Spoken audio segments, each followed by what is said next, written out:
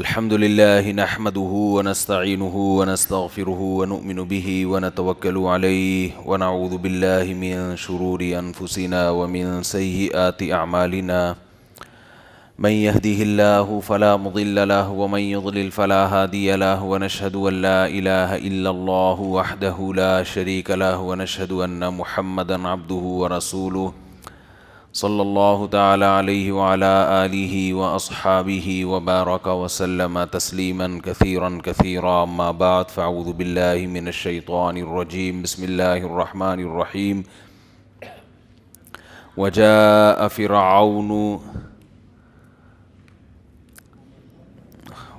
فرعون ومن قبله والمؤتفكات بالخاطئة فعصوا رسول ربهم فأخذهم أخذة رابية إنا لما طغى الماء حملناكم في الجارية لنجعلها لكم تذكرة وتعيها أذن واعية۔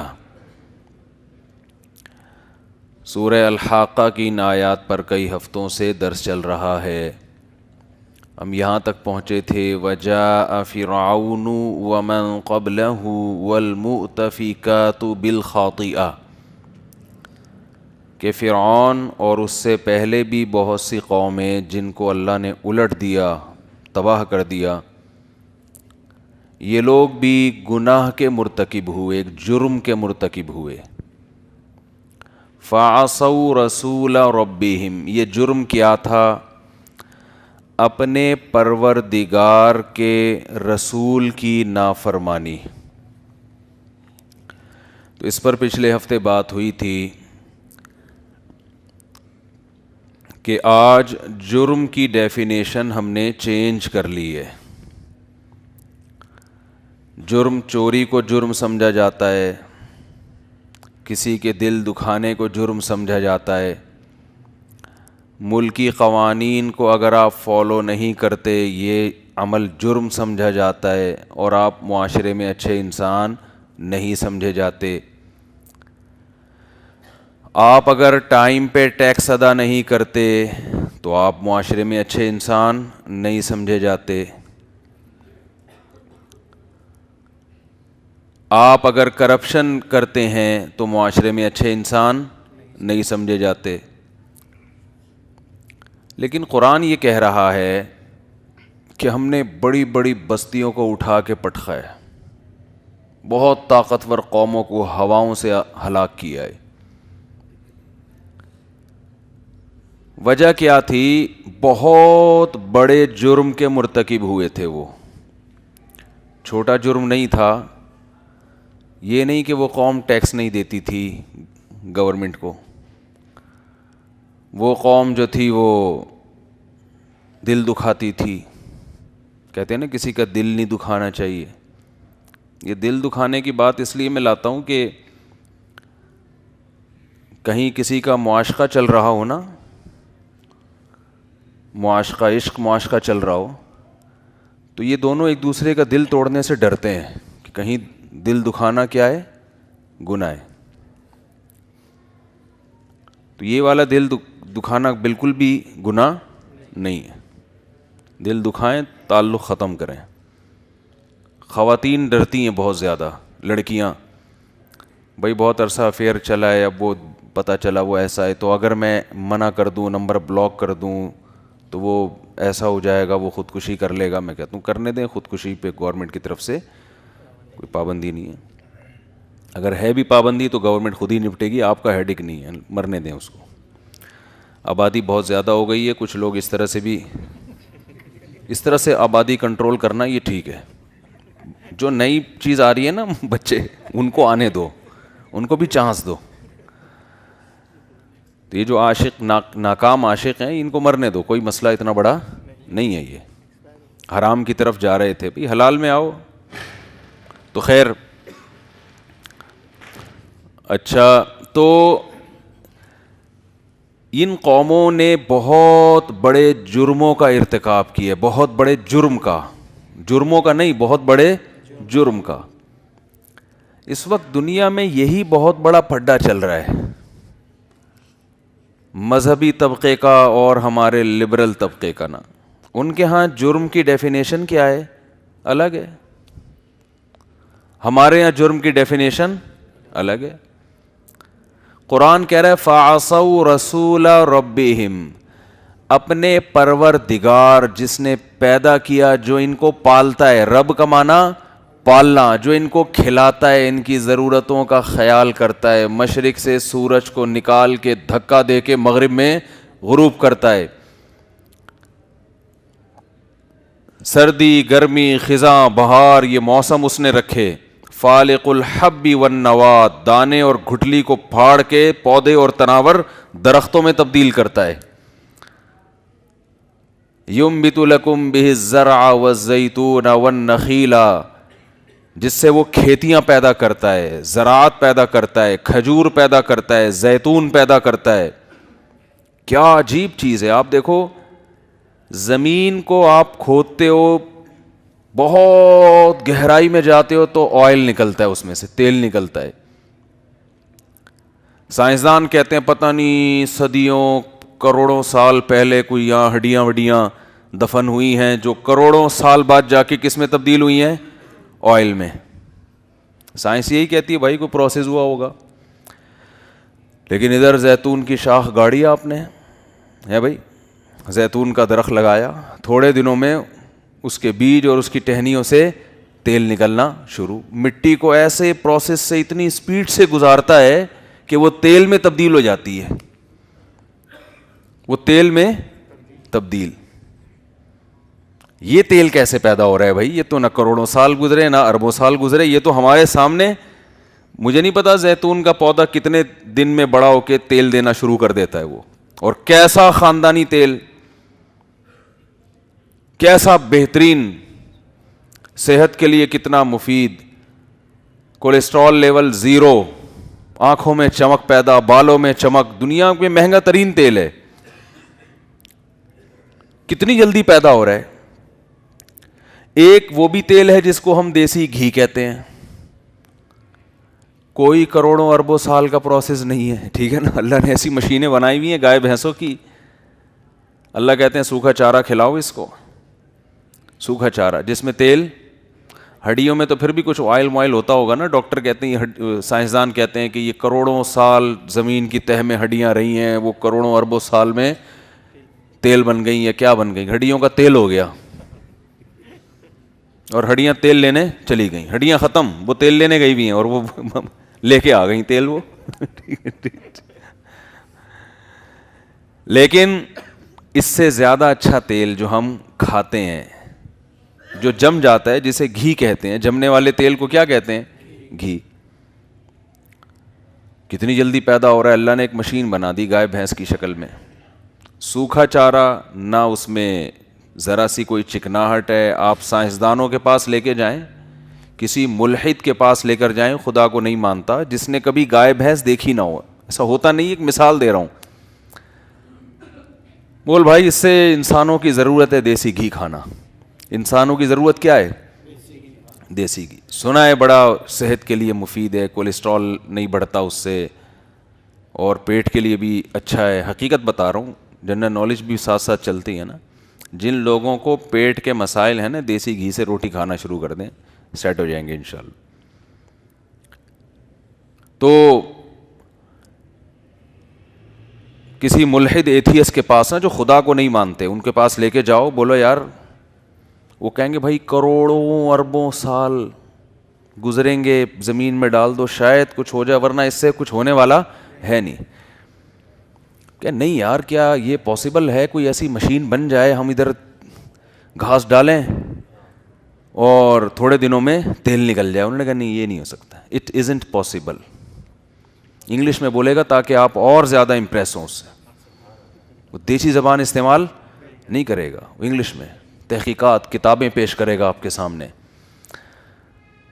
وہ فلاں سائنسدان کا یہ نظریہ تھا کہ گھاس سے کبھی بھی تیل نہیں نکل سکتا. آپ کہو گے کہ آؤ میں تمہیں ایک مشین دکھاتا ہوں، آؤ میں تمہیں ایک مشین دکھاتا ہوں. آپ لے گئے پنجاب سے کوئی تگڑی بھینس، آپ نے اس کو چارہ کھلایا، تھوڑی دیر میں اس کے تھن دودھ سے بھر گئے. فوراً رزلٹ آتا ہے. آپ جانور کو چارہ کھلاؤ نا, فوراً رزلٹ آتا ہے. آپ نے جناب دودھ نکالا اس سے, وہ چکنا گاڑھا, وہی بتا رہے کہ میرے اندر آئل بہت ہے, وہ دودھ بتا رہا ہوتا ہے. پھر آپ نے اس کو پکایا, ملائی نکالی, مکھن نکالا, اسے گرم کیا, دودھ الگ ہو گیا اور آئل تیل اس میں سے اتنا خوشبودار, اتنا مزیدار گھی. آپ بولیں یہ لے میں نے گھاس سے نکال دی. وہ بدبخت پتہ ہے کیا کہے گا؟ وہ کہے گا کہ کروڑوں اربوں سال میں اس گھاس سے تو تیل نکل نہیں سکا, لیکن ایسی مشین اربوں سال میں آٹومیٹیکلی بن گئی ہے جو اس گھاس سے گھی نکال دیتی ہے, جس کو بھینس کہا جاتا ہے. آئی بات سمجھ میں؟ وہ کیا کہے گا؟ کروڑوں اربوں سال میں ایسی مشین آٹومیٹیکلی خود بخود بھینس جیسی وجود میں آ گئی ہے. وہ ایک سیل وجود میں آیا تھا اتفاق سے, کروڑوں اربوں سال گزرتے گزرتے وہ پتہ نہیں کیا کیا بنتے بنتے, کوئی بندر سے انسان اور وغیرہ وغیرہ ہوتے ہوتے بھینس. یہ اس کی وجہ سے ہو رہا ہے, یہ اتفاق ہے.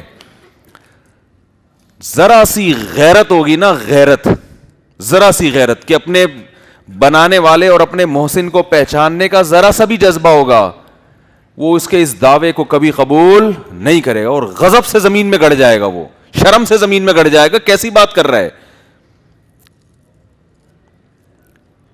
تو جو خدا کا انکار کرنے والے لوگ ہیں نا, جن کو اللہ کی نافرمانی جرم لگتی نہیں ہے, وہ صبح و شام خدا کی نشانیاں دیکھ دیکھ کر اندھے بنے ہوتے ہیں. قرآن کہتا ہے فَإِنَّهَا لَا تَعْمَى الْأَبْصَارُ. عجیب انداز دیکھو, یہ میں جب بھی آیت سناتا ہوں نا, یہ مجھے مزہ بہت آتا ہے اس میں. وجہ اس کی یہ کہ قرآن نے یہ نہیں کہا ان الابصار لا تعمى, اصل میں عبارت یہ ہونی چاہیے تھی کہ آنکھیں اندھی نہیں ہوتی ولکن تعمى القلوب, بس یہ ہونا چاہیے تھا, لیکن دل اندھے ہو جاتے ہیں. قرآن یہ بتانا چاہ رہا ہے کہ آنکھیں سے سب نشانیاں نظر آ رہی ہیں, گائے بھی نظر آ رہی ہے, بکری بھی نظر آ رہی ہے, بھینس بھی نظر آ رہی ہے, انڈوں سے چوزے نکلتے ہوئے بھی نظر آ رہے ہیں, اور مرغی اپنے بچوں سے محبت کر رہی ہے, یہ بھی نظر آ رہا ہے, اور گھٹلی پھٹتی ہے تناور درخت میں تبدیل ہو کے, پھر اسی میں سینکڑوں گھٹلیاں پیدا ہو جاتی ہیں بالکل اسی جیسی, اور پھر اس گھٹلی کو دفن کرو, پھر پودا, پھر آم, پھر اس کے اندر ویسا ہی گھٹلی, پھر اس کے اندر ایسا لذت والا ذائقہ اس آم کے اندر, پھر اس کے چھلکے تمہارے جانور کھاتے ہیں, اندر کا گودا تم کھاتے ہو. تو یہ ایسا زبردست ایک پروسیس ہے, اتنا زبردست ایک مینجمنٹ ہے اس کائنات کے اندر. قرآن کہہ رہا ہے تم دیکھ دیکھ کے خدا پر ایمان نہیں لے کر آ رہے تو آنکھیں اندھی نہیں ہیں, وہ سوچنے کے لیے دل اندھے ہو چکے ہیں جو سینوں کے اندر چھپے ہوئے ہیں. بعض دفعہ آنکھیں دیکھ رہی ہوتی ہیں, سمجھ نہیں رہی ہوتی کہ یہ ہمیں کیوں دکھایا جا رہا ہے,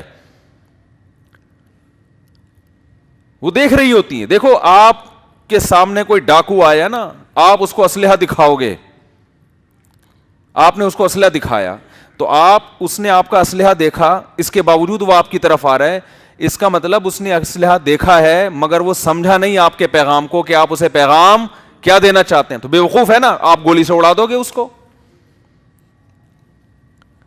جب اس کو گولی لگے تو وہ کہے یار یہ کیا ہو گیا, تو آپ کہو گے میں نے تجھے اسلحہ دکھایا تھا کہ میں اپنے دفاع کے لیے میرے پاس بندوق ہے. وہ کہے گا نہیں یار مجھے نظر نہیں آ رہا تھا. آپ کہو گے تیری آنکھیں اندھی نہیں ہیں, آنکھ دیکھنے کے بعد جب دل کچھ فیصلہ کرتا ہے نا تو وہ فیصلہ کرنے کے قابل نہیں ہے, دل کا غافل ہے تو. تو قرآن اس بات کو بیان کرنے کے لیے یہ کہہ سکتا تھا ان الابصار لا تعمى, آنکھیں اندھی نہیں ہوتی, دل اندھے ہوتے ہیں, لیکن قرآن نے کلام کو لمبا کیا. فَإِنَّهَا, ہا ضمیر قصہ, اس کا مطلب یہ ہوتا ہے بات یہ ہے کہ, قصہ یہ ہے کہ لا تعمى الابصار, آنکھیں اندھی نہیں ہوتی, ولکن تعمى القلوب, وہ دل اندھے ہوتے ہیں, فی الصدور, جو سینوں میں چھپے ہوئے ہیں. یہ بڑی زبردست بلاغت ہے بھائی, دل تو سینے میں ہی ہوتا ہے نا, یہ بتانے کی کیا ضرورت ہے سینوں میں.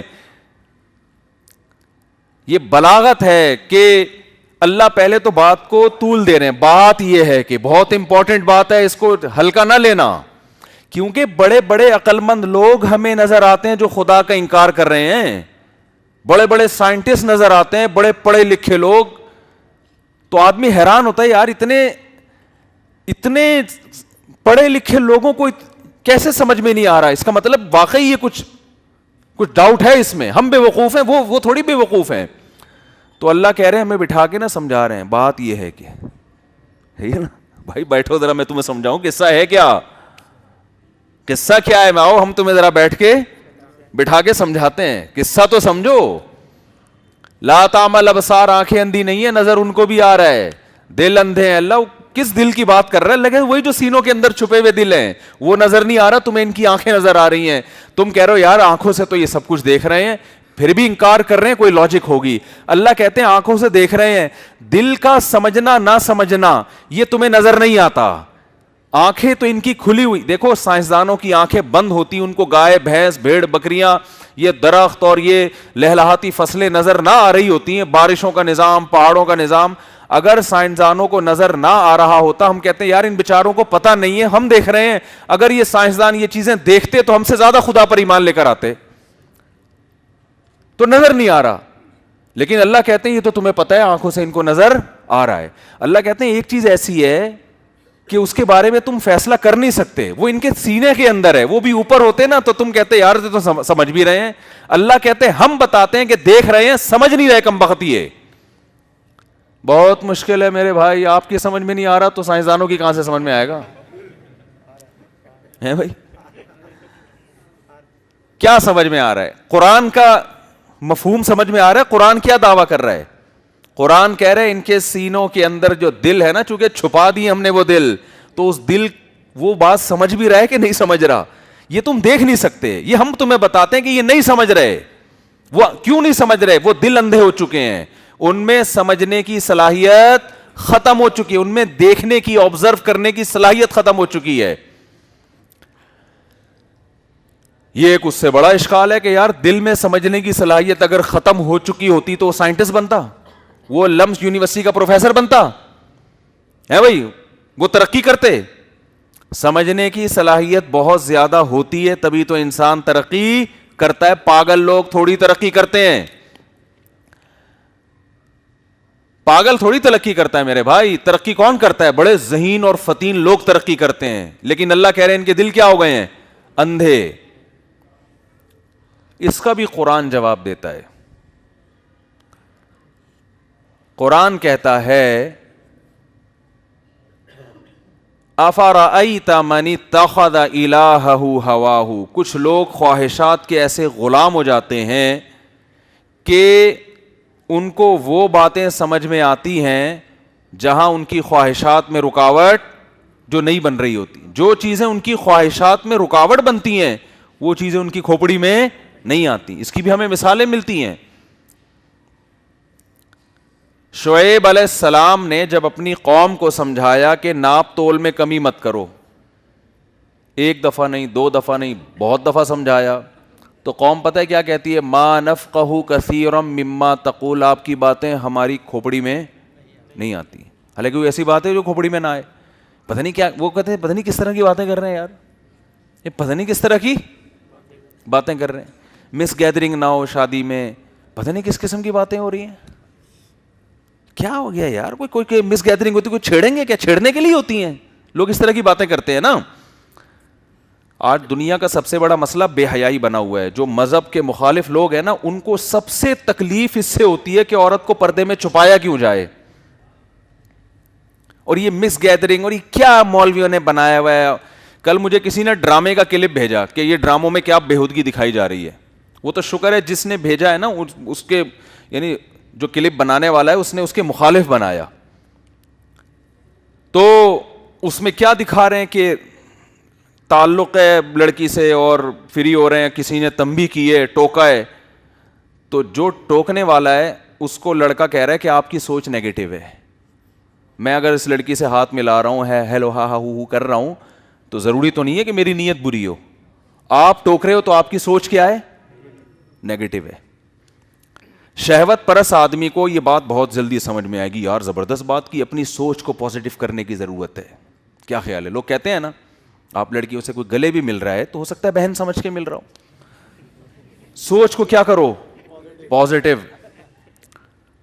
یہ اسلام ہے جو آپ کو کہہ رہا ہے واقعی سوچ کو پازیٹو کرو. اگر کوئی لڑکی سے ہاتھ ملا رہا ہے تو بدگمان نہ ہو آپ, لیکن اس کو بتاؤ کہ ہم پازیٹو سوچ رکھنے کے باوجود کہتے ہیں کہ آپ کا یہ عمل کیا ہے, یہ غلط ہے, چاہے کتنا پازیٹو سوچ ہو آپ کی. پردے کا مطلب یہ تو نہیں ہے کہ سارے معاشرے میں ٹھرکی گھوم رہے ہیں, اور اگر عورت بے پردہ گھومے گی تو سارے زانی بن جائیں گے. اسلام نے دعویٰ ہی نہیں کیا ہے. اسلام کہتا ہے برائی کو روکنے کے لیے اس کو جڑ سے ختم کرنا پڑے گا. جو چیز برائی کا ذریعہ بنتی ہے وہ چیز بھی اسلام میں کیا قرار دیا اس کو, برا. اگر یہاں چرس بکنا شروع ہو جائے, چرس بکنا شروع ہو جائے, منع کریں گے نا حکومت کہ بھئی کیا کر رہے ہو, ہم کہیں گے ضروری تو نہیں کہ لوگ خریدیں بھی, ہم نے تو رکھی ہے, ہم نے تو, انسان آزاد ہے, جس کا دل چاہے پیے, جس کا دل چاہے نہ پیے. تو ہم کہیں گے اس کی ضرورت کیا ہے بھائی. اس بات کا خطرہ موجود ہے کہ لوگ یہ پینا شروع کر دیں.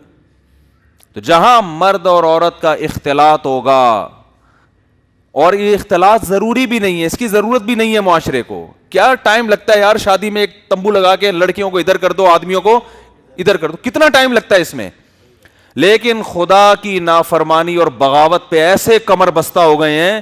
وجہ کیا ہے کہ جرم کی ڈیفینیشن چینج کر لی ہے. قرآن کہہ رہا ہے فرعون اور ان بستیوں کو ہم نے ہلاک کیا کیونکہ انہوں نے خدا کے حکم کی نافرمانی کی ہے. تو اسلام میں جرم اللہ کی نافرمانی ہے سب سے بڑا جرم. تبھی تو دیکھو چور کا ہاتھ کاٹا جاتا ہے, حالانکہ اصولی لحاظ سے اس کا ہاتھ کٹنا بنتا نہیں ہے. 10,000 روپے کی چوری کی ہے تو ہاتھ تو کروڑوں روپے کا ہے, آپ ہاتھ کیسے کاٹ رہے ہیں اس کا؟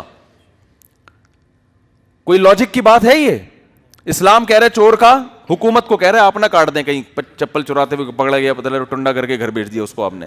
یہ گورنمنٹ کرے گی, عام آدمی کو حدود اللہ ہے نا, تو اللہ کا نائب جو حاکم ہوتا ہے وہ کر سکتا ہے. یہ انسان اپنے ذاتی بدلے تو خود بھی لے سکتا ہے, تھپڑ مارا آپ بھی لگا دو, تب یہ جتنے اس کے چھپے ہیں نا انگلیاں اتنی ہی رکھ کے اس کو چھپا دو. اس کے لیے تھانے میں جانا ضروری اسلام میں نہیں ہے.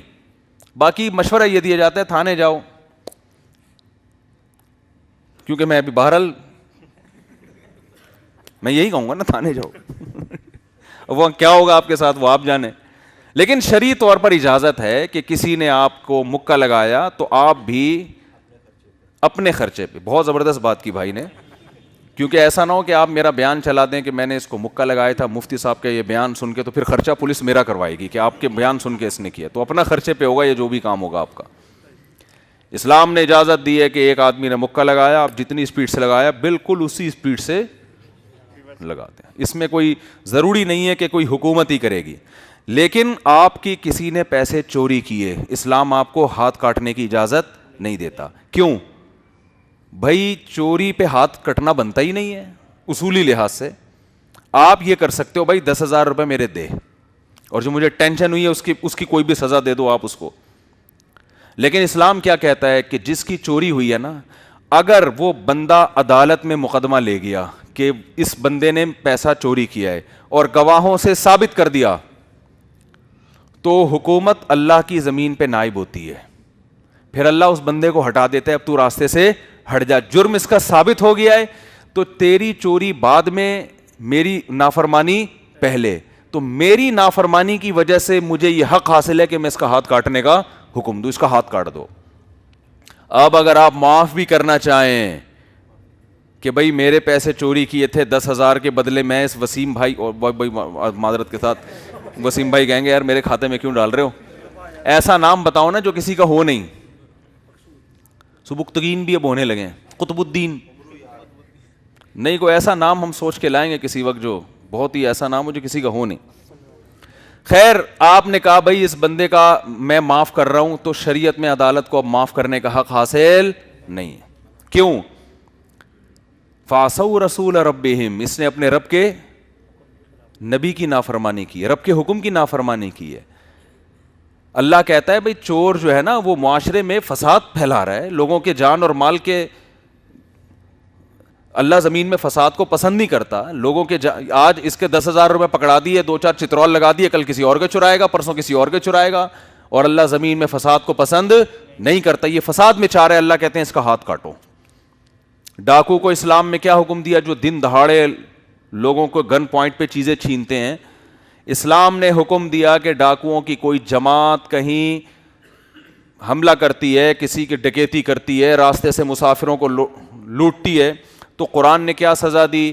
انما جزاء الذین یحاربون اللہ ورسولہ ویسعون فی الارض فسادا ان یقتلوا او یصلبوا او تقطع ایدیہم وارجلہم من خلاف او ینفوا من الارض. 4 سزائیں اللہ نے ڈاکو کی بیان کی ہیں. ان یقتلوا, کو قتل کیا جائے, او یصلبوا, سولی پہ لٹکایا جائے, او تقطع ایدیہم وارجلہم من خلاف, دایاں ہاتھ اور بایاں پاؤں کاٹا جائے, او ینفوا من الارض, زمین سے محبوس قید کر دیا جائے. تو علماء کہتے ہیں 4 درجات ہیں ڈاکو کے, 4 اسٹیپ ہیں. اگر کسی نے ڈکیتی کی اور ڈکیتی کے دوران ابھی نہ کسی بندے کو زخمی کیا, نہ کسی کو مارا, نہ کسی کی چوری کی, پولیس پہنچ گئی اور اریسٹ کر لیا ان کو, ابھی انہوں نے جرم کیا نہیں ہے, کرنے لگے تھے مگر کرنے سے پہلے پکڑے گئے, تو ان کو حبس کیا جائے, محبوس, جیل میں ڈال دیا جائے گا. اس وقت تک جیل میں رہیں گے جب تک حاکم کو یہ غالب گمان نہ ہو جائے کہ آئندہ یہ لوگ یہ حرکت نہیں کریں. اس دوران اگر ان کی خاطر تواضع بھی ہوتی رہے چترول کے ساتھ, مختلف پاکستانی پولیس کے حوالے کر دو, پھر بتانے کی ضرورت نہیں کیا کرنا ہے, پھر تفصیل بتانے کی بالکل ضرورت نہیں. وہ اپنے حساب سے ان کی تواضع کریں گے. یہ اس صورت میں ہے کہ انہوں نے اقدام کا ارادہ کیا مگر کام کرنے سے پہلے پکڑے گئے. یہاں بھی عوام کو معاف کرنے کی اجازت, بولو نا بھائی, نہیں ہے. یعنی جس گھر میں ڈکیتی ہوئی تھی وہ آئے, انہوں نے کہا ہمیں بہت ترس آ رہا ہے, چھوڑ دو. نہ, حکومت کو اجازت نہیں ہے چھوڑ. کیوں؟ اس جرم کو کس کا جرم سمجھا جا رہا ہے؟ خدا کی نافرمانی. تو خدا آسمان سے حکم نازل کر رہا ہے کہ ان کو یہ سزا ملے گی, آپ کو حق نہیں ہے معاف کرنے کا. دوسرا قرآن نے بیان کیا ان کے دایاں ہاتھ اور بایاں پاؤں کاٹو. یہ اس صورت میں کہ جب انہوں نے مال لیا ہو, کسی کو قتل نہ کیا ہو. ایک بندے نے بھی لے لیا نا, 10 ڈاکو تھے, ایک نے مال لے لیا, 9 تماشا دیکھ رہے تھے, ہاتھ اور پاؤں 10 کے کٹیں گے. بات نہیں آ رہی سمجھ میں؟ یہاں بھی اشکال ہوتا ہے, بھائی انہوں نے تو صرف ابھی ایک موبائل ہی لے کے نکلے ہیں بھائی, موبائل کی قیمت کتنی ہوگی؟ لاکھ روپے ہوگی, 1.5 لاکھ روپے ہوگی. یا کسی خاتون کے بندے چھین کے بھاگ گئے, پولیس آئی اور بھاگ گئے, یا ویسے ہی ان کا ارادہ ہی اتنی ڈکیتی کا تھا, لاکٹ لے کے نکل گئے, وہ اس کی قیمت لاکھ ہوگی, 1.5 لاکھ ہوگی, اور ایک آدمی نے کیا ہے اور 10 کا دایاں ہاتھ اور بایاں پاؤں کاٹا جا رہا ہے. ظاہر یہ بات عجیب سی لگتی ہے بھائی, کیوں بھائی؟ دنیا کا لا تو یہی کہتا ہے نا بھائی. وہ کہیں گے یار 1 لاکھ کا موبائل لیا اور دایاں ہاتھ اور بایاں پاؤں آپ کاٹ رہے ہو ان کا, یہ کون سی عقل میں آنے والی بات ہے؟ لیکن قرآن کیا کہہ رہے ہیں؟ یہ لوگ زمین میں فساد مچا رہے ہیں. تو یہ اللہ اس کے رسول کے مجرم ہیں, یہ عوام کے مجرم نہیں ہیں. خدا زمین میں فساد کو پسند نہیں کرتا ہے. کیوں کی یہ حرکت تم نے؟ اور 9 کو اس لیے ہاتھ پاؤں کٹے گا کہ بھائی ان کی مدد سے اس نے کیا یہ کام, اس میں طاقت پیدا ہوئی ہے, اور 9 کی وجہ سے کہ میرے ساتھ 9 بندے موجود ہیں. تو اب آپ بتاؤ, ہاتھ کروڑوں اربوں روپے کا, پاؤں کروڑوں اربوں روپے کا. تبھی تو غیر مسلموں کو اسلام کی سزاؤں پہ حیرانگی ہوتی, یار اتنی سخت سزائیں کیوں رکھی ہیں؟ چور نے 10,000 روپے چرائے اور اسلام کہتے ہیں ہاتھ کاٹ دو, یہ وحشیانہ سزائیں ہمیں قبول نہیں ہیں.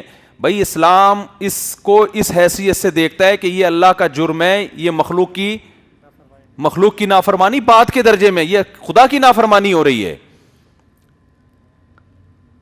فَعَصَوْا رَسُولَ رَبِّهِمْ, یہ تو اللہ کے بھیجے ہوئے پیغمبر کی نافرمانی, تو وہ اللہ کی نافرمانی ہے نا. تو اگر انہوں نے چوری بھی کی تو ہاتھ اور پاؤں کاٹا جائے گا.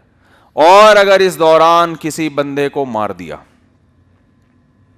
لیکن چوری نہیں کی, بندے کو قتل کر دیا, تو جس کو قتل کیا ہے اس کو قاتل, اس کے وارثوں کو قاتل کو معاف کرنے کی اجازت نہیں. عام قتل میں کیا ہوتا ہے, کسی نے کسی کو پیسے کے جھگڑے میں مار دیا تو بندہ مر گیا, تو جو بندہ مرا ہے اس کے وارثین کو اجازت ہے بھائی اس قاتل سے چاہیں تو دیت لے لیں, چاہیں تو معاف کر دیں.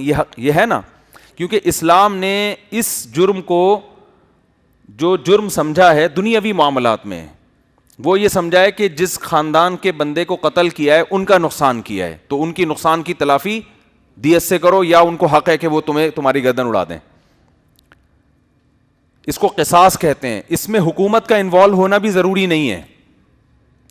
شرعی طور پر مسئلہ یہ ہے کہ اگر کسی شخص نے کسی کو قتل کیا تو جو مقتول ہے نا, جیسے ایک آدمی نے زید کو قتل کر دیا, بکر نے قتل کیا زید کو, تو زید کے بیٹے کو یہ حق حاصل ہے کہ وہ ان کے پیٹ میں مارا جائے اور اس طرح سے ان کو گھمایا جائے, عذاب دے دے کے ان کو جان نکالی جائے گی ان کی. ایک تو ہوتا ہے نا قصاصاً تلوار سے گردن اڑا دی, بس وہ اگلے جہان میں فوراً منتقل. ایک ہوتا ہے سولی کے ایسے لٹکا کے ہاتھ جو ہے نا اس کے, آپ نہ کریں, یہ گورنمنٹ کا کام ہے اور گورنمنٹ کرے گی نہیں کبھی بھی, یہ گورنمنٹ کبھی بھی نہیں کرے گی. تو خیر لٹکانے کے بعد اس کے پیٹ میں برچھا مارا جائے, برچھا کا مطلب نیزہ مار کے پھر اس کو ایسے گھمایا جائے. تو اللہ فرماتے ہیں یہ ان لوگوں کا بدلہ ہے جو زمین میں فساد مچاتے ہیں. تمام فقہا کا اتفاق ہے یہ سزا بطور حد کے دی جائے گی. حد کا مطلب اس میں عوام کو معاف کرنے کا حق یا گورنمنٹ کو معاف کرنے کا حق نہیں ہے, نہ کسی کی اپیل پر معافی ہوگی, کیونکہ اللہ کہتے ہیں یہ لوگ اللہ اس کے رسول سے جنگ لڑ رہے ہیں. رسول کا ذکر تو تبرکن کر دیا نا کہ گویا جو مجھ سے ہے تو گویا رسول سے بھی ہے, ورنہ حقیقت میں کس سے جنگ ہے, یہ اللہ سے جنگ ہے کہ اللہ زمین میں فساد کو پسند نہیں کرتا, اور یہ کیا کر رہے ہیں, زمین میں فساد پھیلا رہے ہیں. تو یہ بات سمجھنے کی ضرورت ہے. قاتل کو دنیا میں تو یہ حق اللہ ہے, ایک آدمی کسی دوسرے آدمی کو ذاتی دشمنی کی بیس پہ قتل کر دیتا ہے تو دنیاوی احکام میں تو اللہ نے اس کو حقوق العباد رکھا ہے کہ تمہارا معاملہ ہے, تم چاہو معاف کر دو, تم چاہو چھوڑ دو. جبکہ حدود وہ چیزیں کہ دنیاوی معاملے میں بھی اللہ نے اس کو اپنا حق رکھا ہے. حدود سمجھتے ہیں, کچھ سزائیں اسلام میں ہوتی ہیں جو بطور حد کے ہوتی ہیں. حد کا مطلب جیسے زانی کی سزا ہے 100 کوڑے, شادی شدہ ہے تو رجم, اس میں کسی کو معاف کرنے کا اختیار نہیں ہے. یہ اللہ کہتا ہے گویا میری نافرمانی ہوئی ہے تو میں سزا دوں گا, تو میں معاف کرنے کا حق ہے, میرے پاس کسی اور کے پاس نہیں ہے. تو گورنمنٹ اس میں مجبور ہوگی کہ وہ لازمی سزا کو نافذ کرے, اس کے پاس معافی کا آپشن اللہ نے نہیں رکھا. اور کچھ سزائیں ایسی ہیں جو حقوق العباد کی وجہ سے دی جاتی ہیں, جیسے ادھر تھپڑ لگایا اس نے تو یہ حقوق العباد ہے, اسلام نے آپ کو اجازت دی کہ پہلے اپنے کو ناپو, آپ اتنا بڑا ہے یا نہیں ہے, ٹھیک ہے, اسی حساب سے آپ اس کے تھما دو. تو یہ حقوق العباد ہیں.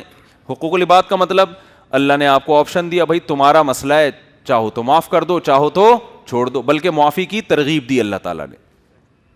فمن عفی لہ من اخیہ شیء, فرمایا مقتول کے وارث اگر قاتل بھائی کو معاف کر دیں, بھائی کا لفظ اللہ نے اس کے لیے کہا ہے, دیت لے کے چھوڑ دیں تو یہ بہت اچھی بات ہے, حوصلہ افزائی کی ہے.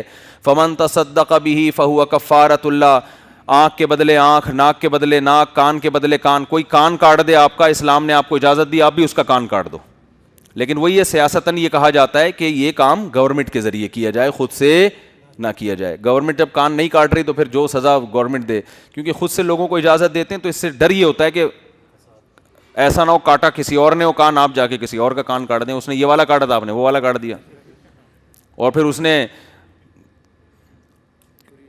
نے چوری سے کاٹا تھا آپ کینچی سے جا کے کاٹ رہے ہیں. تو ناک کے بدلے ناک, آنکھ کے بدلے, کیسا عدل والا نظام ہے. کسی نے جان بوجھ کر آپ کی آنکھ پھوڑی ہے تو اسلام آپ کو یہ اجازت دیتا ہے کہ اسی آنکھ کی بینائی آپ ضائع کر سکتے ہیں. ہاں غلطی سے نہیں کہ کرکٹ کھیل رہا تھا یا گلی ڈنڈا کھیل رہا تھا اتفاق سے لگ گئی, وہ نہیں ہے, اس میں نہیں قصاص کی اجازت. جان کر اس نے آپ کی آنکھ میں ہی خنجر مارا ہے تو اسلام آپ کو اجازت دیتا ہے کہ جس آنکھ کو پھوڑا ہے آپ بعینی ہی وہی آنکھ پھوڑ سکتے ہو. لیکن قرآن ترغیب دے رہا ہے فمن تصدق بہ, اگر معاف کر دو گے فہو کفارۃ اللہ, تو یہ تمہارے گناہوں کی معافی کا ذریعہ بنے گا, کفارہ بنے گا, تمہارے گناہ بھی اللہ معاف کرے گا. ترغیب دے رہا ہے قرآن, لیکن حدود میں قرآن ترغیب نہیں دے رہا. جو اللہ کے حقوق ہیں اس میں ترغیب نہیں دے رہا, اس میں اللہ کہہ رہا ہے کہ سزا دینی پڑے گی. الزانیۃ والزانی فاجلدوا کل واحد منہما 100 جلدہ, جو مرد اور عورت زنا کریں دونوں کو 100 کوڑے مارو. یہاں اللہ یہ نہیں کہہ رہا اگر کوئی معاف کر دے گورنمنٹ تو گورنمنٹ کے بھی اللہ گناہ معاف کر دے گا, نا نا نا نا. ولا تأخذکم بہما رأفۃ فی دین اللہ, اللہ فرماتے جب ان پر سزا جاری ہو تو تمہیں اس معاملے میں ان پر ترس نہیں آنا چاہیے, نرمی نہیں آنی چاہیے. وَلْيَشْهَدْ عَذَابَهُمَا طَائِفَةٌ مِّنَ الْمُؤْمِنِينَ, اور ان کے اس عذاب کو مسلمانوں کی ایک جماعت کھلے آنکھوں دیکھے گی. یہ سزا بند کمرے میں نہیں ملے گی. اب تم نے یہ نہیں سوچنا ان کی سیلف ریسپیکٹ مجروح ہو سکتی ہے تو کوئی بات نہیں ہے, اصل میں ایکچولی ہم لے جا کے چھپڑ میں کہیں چترول لگا دیں گے ان کے. نا نا نا نا نا نا نا, سیلف ریسپیکٹ کا تم نے خیال نہیں کرنا, کھلے عام سزا ملے گی ان کو. ڈاکو کے بارے میں اللہ نے یہ نہیں کہا کہ 10 آدمیوں نے مل کے ڈکیتی کے دوران ایک بندہ مار دیا تو قصاص میں تو اللہ نے کیا کہا, جس نے اپنے قاتل بھائی کو معاف کر دیا تو اللہ ترغیب دے رہا ہے, بھائی کا لفظ کہہ کے ترغیب دے رہا ہے کہ معاف کر دو. کیا ہے؟ کیونکہ اس کا فساد کم ہے نا, ذاتی دشمنی. اب تم قصاص لوگے تو بندہ تو ایک تمہارا تو چلا گیا, اس کو سزا تو اب آخرت میں ہی ملے گی قاتل کو. تو دنیا میں معاف کرو گے تو اور اس سے اس کے دل میں رحم کا جذبہ پیدا ہوگا, یار میری گردن اڑانا بنتا تھا لیکن انہوں نے مجھے معاف کر دیا. ہو سکتا ہے تمہارا غلام بن جائے وہ اخلاق کی وجہ سے. لیکن ڈاکوؤں کو اللہ یہ پروٹوکول نہیں دے رہا, ان میں یہ جذبہ نہیں ہے. وہ تو پیسے کی لالچ میں, چند ٹکوں کی لالچ میں دن دہاڑے لوگوں کو لوٹ رہے ہیں. ان کے بارے میں قرآن نہیں کہہ رہا کہ ان پہ تم جو ہے نا ہاتھ اور دایاں ہاتھ اور بایاں پاؤں کاٹ کے لٹکا دو, لیکن اگر گورنمنٹ ان کو معاف کر دے تو اگلی الیکشن میں پھر اسی کو ووٹ دینا. بھائی اگلے الیکشن میں دوبارہ, کیونکہ یہ بہت رحم دل گورنمنٹ ہے. نا نا نا, چند سزائیں ہیں, جو ایک ہاتھ کاٹنا چور کا, اس میں اللہ نے گورنمنٹ کو معاف کرنے کا اختیار نہیں دیا. چور فسادی ہے, اتنا اختیار نہیں دیا کہ جس کی چوری ہوئی ہے اس کو حق نہیں ہے کہ معاف کر دے, تو گورنمنٹ کہاں سے معاف کر سکتی ہے. اسی طرح ایک سزا ہے یہ ڈاکوؤں کی, اس میں بھی معاف کرنے کا حق بولتے کیوں نہیں ہے. اسی طرح تیسری سزا ہے جس میں معاف کرنے کا حق نہیں ہے, وہ ہے نہیں, یہ حد قذف بھی ابھی میں چوتھے نمبر پہ بیان کرتا ہوں. زنا کی سزا, چاہے وہ رجم ہو, پتھروں سے مارنا ہو یا کوڑے مارنا ہو, اس میں بھی معاف کرنے کا آپشن نہیں. چوتھی سزا جس میں معاف کرنے کا آپشن نہیں ہے وہ حد قذف ہے. یہ بھی عجیب بات ہے. آپ دیکھو, ایک آدمی کسی دوسرے پہ زنا کی تہمت لگاتا ہے. کیا تہمت لگاتا ہے؟ زنا کی. اس نے کیا کیا بھائی؟ زنا کیا ہے. عدالت میں جاتا ہے, بھائی یہ زانی ہے, تو شریعت میں حکم یہ ہے کہ اس کو یہ کہا جائے گا 4 گواہ لے کر آؤ. کیا لے کر آؤ؟ 4 گواہ. یہ اگر 4 گواہ لے کر آتا ہے تو ٹھیک ہے, پھر تو زانی کو سزا ملے گی. اگر یہ 4 گواہ نہیں لے کر آتا تو الٹی بلی کس پہ پڑ جائے گی؟ بولو, اس کے اوپر پڑ جائے گی. اب جب اس پہ بلی آئے گی تو جس پہ جس کو زانی کہا ہے نا, اس کو یہ حق نہیں ہے کہ اس کو معاف کر دے. نہیں آ رہی بات میرا خیال ہے, اس کو یہ حق نہیں ہے. اس کو حق اس وقت تک تھا جب تک کیس عدالت میں نہیں گیا ہے. جیسے ایک آدمی نے کسی کو زانی کہہ دیا, وہ عدالت میں نہیں جاتا, وہیں چپڑ میں نکل جاتا ہے, چل یار چھوڑ, دوبارہ نہیں کہنا, بس نکل جائے یہاں سے, جائز ہے. لیکن اگر یہ عدالت میں گیا, عدالت میں جا کے اس نے یہ کہا کہ اس شخص نے مجھے زانی کہا ہے, اس شخص نے مجھے زانی کہا ہے, تو عدالت زنا کرنے والے سے یہ نہیں پوچھے گی کہ اس نے سچ کہا ہے یا بولو جھوٹ کہا ہے. یہ دیکھو شریعت کے مزاج کو سمجھو. یہ مزاج نہ سمجھنے سے آپ بہت ساری گڑبڑیں ہو رہی ہیں معاشرے میں. عدالت کو یہ حق حاصل نہیں ہے کہ وہ یہ اس سے پوچھے کہ یہ سچ کہہ رہا ہے یا جھوٹ کہہ رہا ہے. عدالت اسے بلائے گی, ہاں بھائی تو نے کیا کہا ہے, اس کو زانی کہا ہے. اگر وہ اعتراف کر لے تو بھی مجرم ہونا ثابت ہو گیا, اعتراف نہ کرے تو جس پہ زنا کی تہمت لگی ہے, عدالت اس کو یہ کہے گی کہ تم 2 گواہ لے کر آؤ کہ اس نے واقعی تمہیں کیا کہا ہے, زانی کہا ہے. 2 گواہ لے کر آؤ. وہ گواہ لے آئے گا تو ان گواہوں سے ثابت ہو جائے گا. گواہ نہیں لائے گا تو اس سے عدالت قسم لے گی کہ تم قسم اٹھا کے کہو کہ میں نے اس کو زانی نہیں کہا. یعنی عدالت یہ بحث ہی نہیں کرے گی کہ سچ کہہ رہا ہے یا جھوٹ کہہ رہا ہے. وجہ اس کی یہ ہے کہ بالفرض اس نے کیا بھی ہے, تو تجھے کس نے حق دیا کہ تو اس کو زانی کہتا پھرے؟ یہ اس کا معاملہ, اللہ کا معاملہ. جب تک گواہوں سے ثابت نہیں ہوتا اس کو پاس توبہ کا آپشن ہے. تو اس سے اندازہ لگاؤ شریعت کسی کے گناہ پہ پردہ ڈالنے میں کتنی حساس ہے. اور آج خفیہ کیمرے لگا کے لوگوں کی ویڈیو کیا کر رہے ہیں, لیک کر رہے ہیں. میں حیران ہوتا ہوں کہ جو جرم کرتا ہے اور اس کی ویڈیو لیک ہوتی ہے, ہمارا معاشرہ اس مجرم کو تو برا بھلا کہہ رہا ہوتا ہے, جس کمبخت نے ویڈیو لگا کے اس کو وائرل کیا اس کے لیے ایک لفظ بھی استعمال نہیں کیا جاتا ہمارے معاشرے میں. اور افسوس اس پر دنیا داروں پر نہیں ہے, دینداروں پر بھی ہے, جو ان آیتوں کو جانتے ہیں, فقہ کی کتابوں میں یہ مسائل پڑھتے ہیں, وہ بھی تماشے دیکھ رہے ہوتے ہیں اور تبصرے کر رہے ہوتے ہیں. اور جو کیمرے لگا لگا کے لوگوں کی ویڈیو لیک کر رہا ہوتا ہے, اس کے بارے میں پبلک کیا ہوتی ہے؟ خاموش. حالانکہ ایسے موقع پہ شریعت اس زانی کو پہ تو پردہ ڈالنے کا حکم دے رہی ہے. چترول کس کو لگا رہی ہے بھائی؟ جو اس پہ زنا کی تہمت لگا رہا ہے. اور اس بحث میں جا ہی نہیں رہی ہے شریعت کہ یہ صحیح بول رہا ہے یا جھوٹ بول رہا ہے. 4 گواہ ہونے چاہیے, 4 نہیں ہے تو آپ کو بولنے کی, آپ 100 قرآن پہ ہاتھ رکھ کے قسمیں اٹھاؤ, آپ کی بات عدالت میں نہیں سنی جائے گی. تو اب آپ نظام دیکھیں اسلام کا کہ زید پہ تہمت لگی زنا کی, زید عدالت میں جا کے کہے گا یہ 2 یا 3 آدمیوں نے مجھے زانی کہا ہے, عدالت یہ نہیں پوچھے گی کہ واقعی سچ کہا ہے یا جھوٹ کا ہے. تو اب کیا ہوگا کہ وہ یہ کہے گا کہ میں حکومت سے مطالبہ کرتا ہوں کہ ان کو سزا دی جائے. جب عدالت میں ثابت ہو گیا نا, حکومت کہے گی 80 کوڑے لگیں گے ان کے, اور وہ بھی کھلے عام. وہ کہے گا بھائی یہ والی سزا تو میں نے بولی نہیں تھی, میں ان کو معاف کرتا ہوں. میں کیا کرتا ہوں؟ معاف.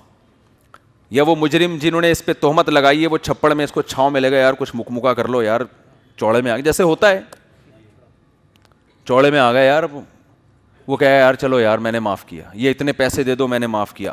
اب یہ معاف بولو نہیں ہو, کیونکہ یہ حد ہے. حد کس کا حق ہوتا ہے؟ اب اللہ اس کو ایک پرسنل معاملہ نہیں دیکھ رہا, اللہ یہ دیکھ رہا ہے کہ اس قسم کے فسادی لوگ جو خام خواہ میں جا جا کے لوگوں کی پرائیویسی میں گھستے ہیں اور اس گناہ کو لوگوں کے سامنے پھیلاتے ہیں, ان کے چترول لگیں گے بس ٹھیک ہے نا, ان کو چوک میں لا کے ان کی پیٹھ پہ کوڑے لگیں گے تاکہ معاشرے میں یہ کلچر ختم ہو, یہ سوچ ختم ہو. 4 گواہوں کو تو اس لیے اجازت دی گئی ہے نا کہ ان کی گواہی پہ ایک شرعی حکم مرتب ہونے والا ہے کہ بھائی یعنی زانی کو سزا ملے گی. جب 4 گواہوں سے کم پہ سزا ہی نہیں مل رہی زانی کو, تو تم نے جا کے بولا کیوں اس کو پھر؟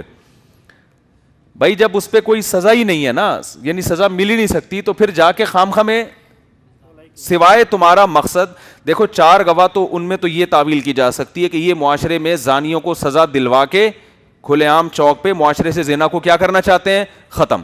تو ان کے اس عمل کی ایک لاجک بیان کی جا سکتی ہے کہ 4 آدمیوں نے دیکھا تھا جی, تو وہ اس لیے عدالت میں جا کے بتا رہے ہیں تاکہ زانی کے چترول لگیں اور معاشرے سے زنا اس سزا کو دیکھ کے ختم ہو. جب 3 کو پتا ہے کہ ہماری گواہی پہ اس زانی کو سزا مل ہی نہیں سکتی, تو اب تمہارا جا کے کسی کو زانی کہنا, اس سے سوائے اس کو عار دلانا, معاشرے میں فساد پیدا کرنا, برائی کو پروموٹ کرنا, اس کے علاوہ اور تمہارا کوئی مقصد ہے ہی نہیں. لہذا ان کے لگیں گے چترول. چترول کا لفظ کہیں قرآن و حدیث میں آیا نہیں, لیکن ہم لوگ کوڑے کو پیار سے کیا کہتے ہیں؟ چترول. اس میں مزہ بہت ہے, جس کے لگے نا اللہ بچائے سب کے لگنے سے اس کو پتہ ہے چترول میں مزہ کتنا ہے. تو اس سے آپ دیکھو اسلام کا مزاج کیا ہے. تو یہ بھی حق العبد ہے, حق اللہ ہے, حق العبد نہیں ہے. اس میں بھی اللہ کا حق آ گیا ہے, آپ کو اجازت نہیں ہے. اسی طرح ایک اور سزا ہے جو بطور حد کے ہے, وہ بھی حد کے طور پر, اس میں بھی معافی کا آپشن نہیں ہے, وہ ہے لعان. لعان کہتے ہیں, اب یہ تو زیادہ سارا علمی بحثی ہو جائے گی, تو میں اس کو اسکپ کر کے اپنے اصل ٹاپک کی طرف آ رہا ہوں نا. اصل میں تو میں یہ سمجھانا چاہ رہا تھا, اصل بات وہ یہ سمجھانا چاہ رہا تھا کہ اسلام میں اللہ کی نافرمانی بہت بڑا جرم ہے, کیونکہ اللہ ہے, نہیں ہوتا تو پھر تو کرتے رہو. جب اسلام کہہ رہا ہے وہ ہے اور اس نے تمہیں پیدا کیا اور اس کا تمہارے سے ربط ہے. بہت سے لوگ مانتے ہی نہیں کہ اللہ ہے, بہت سے اللہ مانتے ہیں مگر مخلوق سے اس کا کوئی رابطہ ہی نہیں مانتے. وہ کہہ رہے ہیں ہے بس کوئی رابطہ ہی نہیں ہے. یعنی رابطہ اس طور پر ہے کہ بس وہ دیکھ رہا ہے ہو کیا رہا ہے معاشرے میں, ٹھیک ہے نا. جتنا اسلام اللہ اور مخلوق کا ربط بیان کرتا ہے نا, اتنا کوئی مذہب بیان نہیں کرتا. اسلام تو کہتا ہے ہر چیز میں اللہ ہے, ہر چیز میں گائیڈ کر رہا ہے وہ اللہ تمہیں. وہ تمہیں بتا رہا ہے صبح اٹھنا کب ہے, فجر سے پہلے اٹھنا ہے, ایسے عبادت کرنی ہے, ایسے وضو کرنا ہے, ایسے استنجا کرنا ہے, ایسے پانی کو پاک رکھنا ہے, ایسے غسل جنابت ہوگا اور ایسے پیسہ کمانا ہے. اور سود سے بچنا ہے, اور جائز تجارتوں کے طریقے اس نے قرآن میں بیان کیے, اور چور کو یہ سزا دی جائے گی, معاشرے کی اصلاح کیسے ہوگی, گھر کی اصلاح کیسے ہوگی, شوہر کے کیا حقوق, بیوی کے کیا حقوق, ماں باپ کے کیا حقوق, بچوں کی کیا حقوق, ان کی وراثت کیسے تقسیم ہوگی, لباس کیسا, کہاں تک چھپانا فرض ہے, کہاں تک تم کھول سکتے ہو اپنی باڈی کو, عورت کے حکام کیا ہیں, مرد کے حکام کیا ہیں, مرد اور عورت, پردے کے حکام, عورت پہ کتنا پردہ فرض ہے, وہ تو ایک ایک چیز میں گائیڈ کر رہا ہے.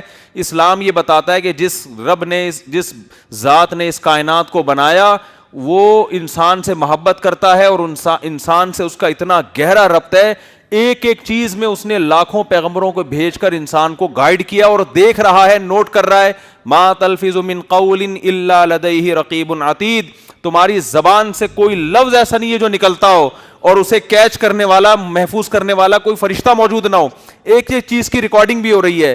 اتنا مخلوق اور خالق کا جو کانٹیکٹ ہے اور رشتہ ہے, یہ اسلام کے علاوہ کوئی اور بیان نہیں کر سکتا, اور یہ بالکل حقیقت ہے. بھائی اگر اس رب کا کوئی رشتہ ہے تو پھر بھرپور ہونا چاہیے, نہیں ہے تو پھر بالکل بھی نہیں ہونا چاہیے. یہ جو دوسرے مذاہب ہیں نا, انہوں نے ایسا رشتہ بیان کیا کہ پتہ ہی نہیں چلتا کہ ہے بھی کہ نہیں ہے. ہندوؤں کے ہاں آپ دیکھ لو, خدا اور مخلوق کا کیا رشتہ ہے, وہ کہتے ہیں اتنا ہی رشتہ ہے کہ بھگوان جائے کرو, تھوڑا بہت کچھ جا کے مندر میں جاؤ تھوڑا سا, وہ بھی وہ سچی مچی کا بھگوان نہیں, یہ والے بھگوانوں سے جا کے بس کچھ مانگ کے آ جائے کرو. جس کی شادی نہیں ہو رہی اس کی شادی ہو جائے, جس کی سیٹنگ ناکام ہو گئی اس کی سیٹنگ صحیح ہو جائے, اور کاروبار واروبار کے, یہ اس کے علاوہ کخ بھی نہیں ہے. عیسائیت میں بھی ایسا ہی, یہودیت میں بھی ایسا ہی. تو اسلام ہے پورا فقہ فقہا نے قرآن و سنت میں مرتب کیا. تو میرے بھائی, اللہ کی نظر میں سب سے بڑا جرم کیا ہے؟ اللہ کی نافرمانی. جس نے بنایا, جس نے احسانات کیے, اس کی نافرمانی ہلکا کام نہیں ہے. تو میں یہ عرض کر رہا تھا کہ اللہ یہ کہتے ہیں کہ آنکھیں اندھی نہیں ہوتی, وہ دل اندھے ہو جاتے ہیں جو سینوں میں چھپے ہوئے ہیں. تو سوال یہ پیدا ہوتا ہے, تو بڑے بڑے ذہین لوگ ہیں, ان کے دل کیسے اندھے ہو گئے بھائی؟ اور اندھے دل ہیں, بصیرت نہیں ہے, تو اتنی ترقی کیسے کر لی انہوں نے؟ میں سمجھا پا رہا ہوں اپنی بات؟ ترقی کیسے کر لی؟ تو اس کی وجہ بھی قرآن بیان کرتا ہے, خواہشات کی غلامی. کس کی غلامی؟ خواہشات کی. یہاں بھی ایک اشکال ہوگا کہ نہیں جی, ہم تو بہت سے ایسے لبرل لوگوں کو جانتے ہیں جو اپنے خواہشات کے غلام نہیں ہوتے. ہمارے یہاں آپ کو ملیں گے 12 بجے سو کے اٹھنے والے, وہ تو 4 بجے اٹھ جاتے ہیں. جو 4 بجے اٹھ رہا ہے وہ خواہشات کا غلام ہو سکتا ہے؟ کیا ہو گیا؟ 4 بجے اٹھ کے جاگنگ کر رہا ہے, ایکسرسائز کر رہا ہے, ہر ایک سے تمیز سے تھینک یو سے بات کر رہا ہے, تھینک یو پہ بات ختم کر رہا ہے, بے ایمانی نہیں کر رہا, اپنے ملک کے ساتھ مخلص ہے, محنتی ہے. گورے کے ذمے آپ کوئی کام لگاؤ اور پاکستانی کے ذمے لگاؤ, رزلٹ دیکھو. گورے صرف بچے پیدا کرنے میں سوچتے ہیں, ان کے ذمے بچے پیدا کرنے کا کام لگا دو, 50 سال تک سوچتا رہے گا کرنے کہ نہیں کرنے. پھر جب ہو جائے گا تو کنفیوز ہوگا کہ میرا ہے پتہ نہیں وسیم بھائی کا, کس کا, سمجھ میں نہیں آ رہا ہوں. واللہ اعلم, آئی کین ناٹ ایکسپلین. اس میں بہت ٹائم لگا گا. یہاں سستی کا مظاہرہ, یعنی چستی کا مظاہرہ نہیں, یہاں بہت سستی کا مظاہرہ کرے گا. اس کو بولے تمہارا ہے, ایک دم شوق لگے گا, سوچ میں پڑ جائے گا, پھر آنکھیں دیکھے گا اس کی. شاید میں زیادہ کہہ گیا ہوں, لیکن بہرحال یہاں وہ اسپیڈ اس کی بہت سلو ہے, بہت سلو اسپیڈ ہے اس کی. باقی ہر کام میں وہ اسپیڈ اس کی بہت زیادہ. چلنے میں دیکھ لو نا آپ, یہاں دیکھو, میں تو باہر بھی ملک میں گیا ہوں, گورے چلتے جو اسپیڈ سے واکنگ کر رہے ہوتے ہیں. وہ جب صبح واکنگ کرتے ہیں, اپنے پارک کو بھی ہم دیکھتے ہیں, یہاں بھی ہم نے پارک لوگوں کے دیکھے ہیں. یہاں واکنگ کر رہا ہے یا ٹاکنگ پہ زیادہ زور ہے؟ ابے تو بعد میں بیٹھ کے بات کر لینا, ابھی تو واکنگ کرنے کے لیے آیا ہے. ایسے لہراتے ہوئے جا رہے ہوتے ہیں جیسے کوئی ایڈورٹائزمنٹ کے لیے نا, چپلوں کا اشتہار آ رہا ہے یا کوئی پتہ نہیں کس کا ایڈورٹائز کر رہے ہیں. وہ نہیں جا رہے ہیں, بونینزا کا پہلے اشتہار آیا کرتا تھا ہمارے زمانے میں, ہم جب چھوٹے بچے تھے تو ٹی وی میں بونینزا کا نا وہ لہراتا ہوا جاتا تھا, پھر اس کی کرتا دکھاتے تھے, کیا خوبصورت بل پڑ رہے ہیں اس میں. اس طرح کے واکنگ ہو رہی ہے ہماری صحت بنانے کے لیے. تو جو ڈاکٹر کے مشورے پہ چل رہے ہیں نا, ان سے بھی چلا نہیں جا رہا. ہر کام میں کیا ہے؟ سست. انگریز کی اسپیڈ ہر کام میں کیا ہے؟ تیز ہے, سوائے یہ والے کام کے. تو ہمارے اس میں الحمدللہ اب سلو ہو گئی ہے کافی، لیکن ان کی نسبت بہرحال اسپیڈ پھر بھی تیز ہے. میں وہ آسٹریلیا گیا نا، بار بار یہ واقعہ بیان کرتا ہوں آسٹریلیا والوں کو تاکہ غیرت آئے. بیان تو آسٹریلیا میں بھی سنا جاتا ہے نا. آسٹریلیا میں گیا تو وہاں مجھے پتہ چلا کہ یہاں کی گورنمنٹ نے ایک لا تھا کہ جتنے بچے پیدا ہوں گے اس کا الگ سے الاؤنس ملتا ہے اور ٹھیک ٹھاک ہوتا ہے. تو بہت سے پاکستانیوں نے سارے کام چھوڑ کر یہی کام کہ کچھ کرنے کی ضرورت، بچے پیدا ہو رہے ہیں پیسے لو، بچے پیدا ہو رہے ہیں پیسے لو. گورنمنٹ نے وہ سسٹم ہی ختم کر دیا. تو میرا وہاں بیان تھا، میں نے کہا دیکھو گورنمنٹ نے اگرچہ پالیسی ختم کر دی ہے لیکن آپ کی اسپیڈ میں کوئی فرق نہیں آنا چاہیے. یہ بہت بڑا ملک ہے، اتنا بڑا کنٹری ہے، 3 انڈیا سما جائیں اس کے اندر اور آبادی کچھ بھی نہیں ہے. یعنی ایک شہر سے دوسرے شہر جانے میں 4-4 5-5 گھنٹے کی فلائٹس ہیں. آپ یہاں سے اسلام آباد بھی جاتے ہو تو 1.5 گھنٹے میں پہنچ جاتے ہو، جو بالکل کراچی پاکستان کا دوسرا کونا ہے. لیکن آسٹریلیا کے اندر ایک شہر سے دوسرے شہر جا رہے ہو 5 گھنٹے لگ رہے ہیں. اتنا بڑا، اتنی اسپیس ہے، بندے مارکیٹ میں ہے ہی نہیں. تو میں نے کہا بھائی اسپیڈ میں ذرا بھی کمی نہیں آنی چاہیے، کیونکہ آپ کی اسپیڈ بڑھے گی. یہاں وسائل بہت ہیں، اتنے وسائل ہیں کہ اسپیس بہت زیادہ ہے. اتنی اسپیس ہے، آپ اتنے بڑے بڑے جنگل ہیں وہاں پہ، اسپیس بھی بہت ہے اور وسائل بھی، زمین بھری ہوئی ہے سونے سے. تو اتنے وسائل ہیں ان کے پاس. تو میں نے کہا یہاں تو اتنی اسپیڈ ہو کہ دنیا کا اصول ہے کہ جس قوم کا گروتھ ریشو زیادہ ہوگا بالآخر غالب آئے گی وہ.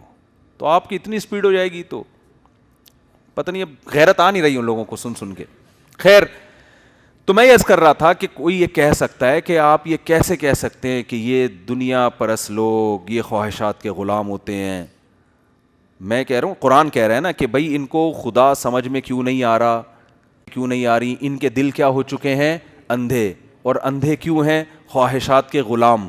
بات سمجھ میں آ رہی ہے یہاں تک؟ خواہشات کے غلام. تو ہر چیز پر اعتراض ہو رہے ہیں نا. پہلا اعتراض دل کیسے اندھا ہو گیا بھائی، یہ تو بڑے ذہین لوگ ہیں. ذہین آدمی کا دل اندھا تھوڑی ہوتا ہے. ذہین ہونے کی سب سے بڑی علامت ان کی ترقی. تو اس کا جواب میں نے دیا کہ بھائی ان چیزوں میں تو ذہانت ہے جن سے ان کے مفاد وابستہ ہیں. جن چیزوں سے مفاد وابستہ نہیں ہے وہاں دل بصیرت سے کام نہیں لیتا، وہاں دل اندھے ہیں. خواہشات کی غلامی ہے وہاں پہ.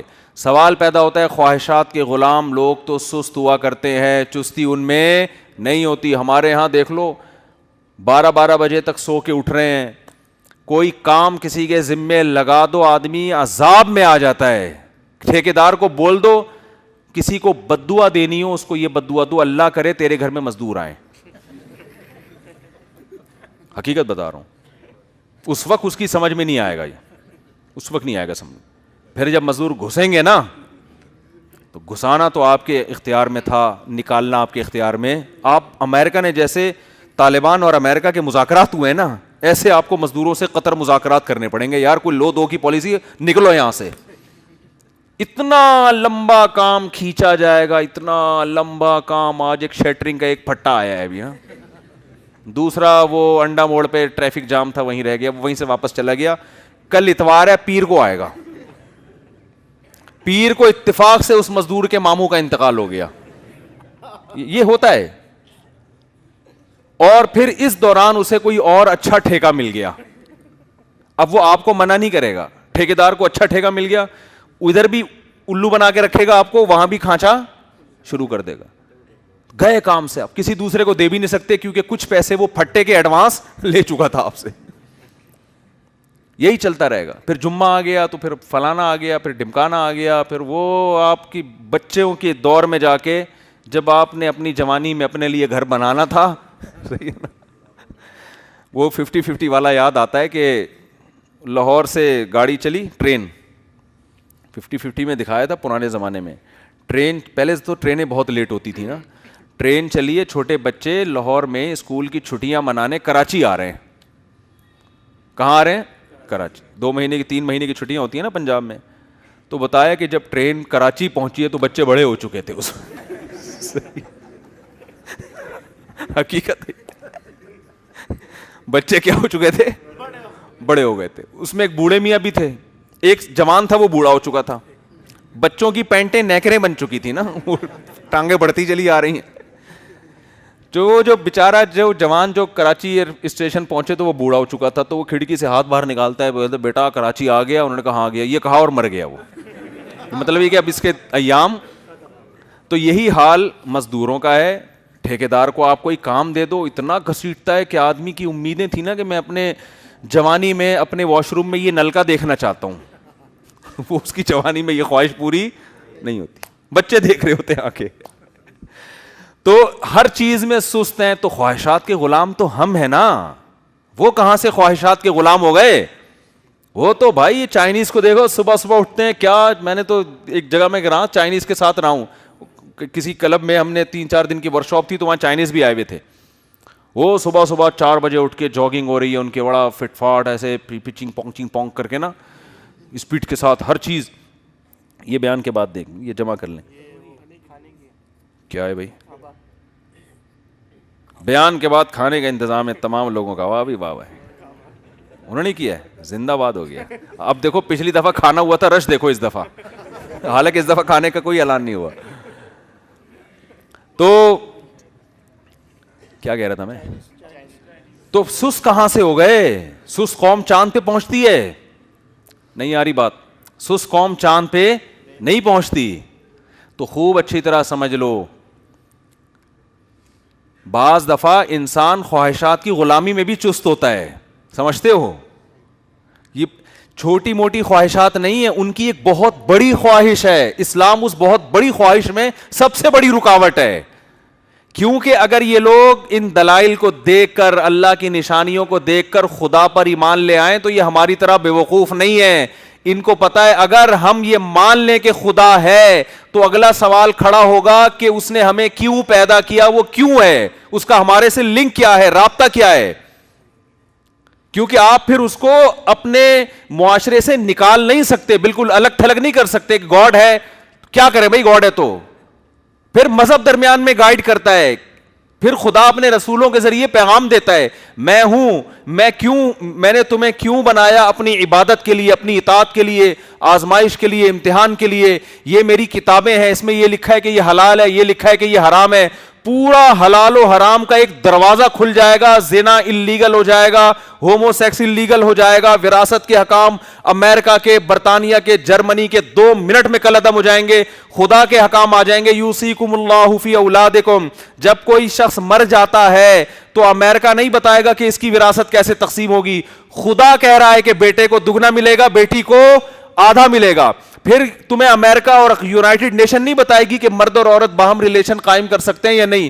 پھر اللہ بتائے گا کہ ان کا باہمی ریلیشن نکاح کے علاوہ کسی اور ذریعے سے نہیں ہو سکتا. اگر کسی اور طرح سے کیا, چوک پہ کھڑا کر کے 100 کوڑے مارو ان کو. پھر اللہ یہ نہیں, پھر تمہیں قانون سازی کا یہ حق نہیں ہوگا کہ چور جو ہے اس کو کیا سزا دی جائے. وہ سزا خدا بیان کر چکا ہے, اس کا ہاتھ کاٹ کے اس کے ہاتھ کو اس کی باڈی سے الگ کر دیا جائے. پھر ڈاکو کی سزا تمہیں لا کی اجازت نہیں ہوگی بنانے کی. پھر خدا یہ کہے گا کہ جو شخص ڈکیتی کرتا ہے اس کے ہاتھ اور پاؤں کاٹ کے چوک پہ لٹکا دو اس کو. پھر تم اپنی بزنس میں, تجارت میں آزاد نہیں ہو. پھر تمہیں بزنس کرنے سے پہلے پوچھنا پڑے گا کہ قرآن نے اس بزنس کی اجازت دی ہے یا نہیں دی. تم کسی کو قرضہ دے کر اس پہ پروفٹ نہیں لے سکتے. بینکنگ کا سارا نظام تیل ہو جائے گا. کروڑوں روپے جو لوگ, آپ کو پتا ہے دنیا میں 10-15 لوگ ہیں جو پوری دنیا کی دولت سمٹ کے ان کے ہاتھوں میں جا رہی ہے. یہ سارا سودی نظام کی وجہ سے ہے. ان 10 کروڑ پتی لوگوں کی دولت 2 منٹ میں کیا ہو جائے گی, تیل ہو جائے گی. سارا سسٹم تبدیل ہو جائے گا. تو یہ چھوٹی موٹی خواہشات کو خاطر میں نہیں لاتے. یہ بڑی بڑی جو خواہشات ہیں نا, انسان جو ہوس کا پجاری بن چکا ہے, ان خواہشات پہ مذہب کی تلوار کی سب سے بڑی زد پڑتی ہے.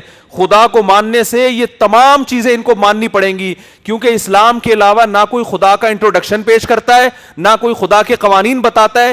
یعنی آپ صاف لفظوں میں یوں کہیں کہ اگر سائنسدان سارے کے سارے اور یہ لبرل لوگ خدا کو مان لیں, تو خدا کو ماننے کے بعد مولوی کو مانے بغیر ان کے پاس کوئی چارہ ہے نہیں.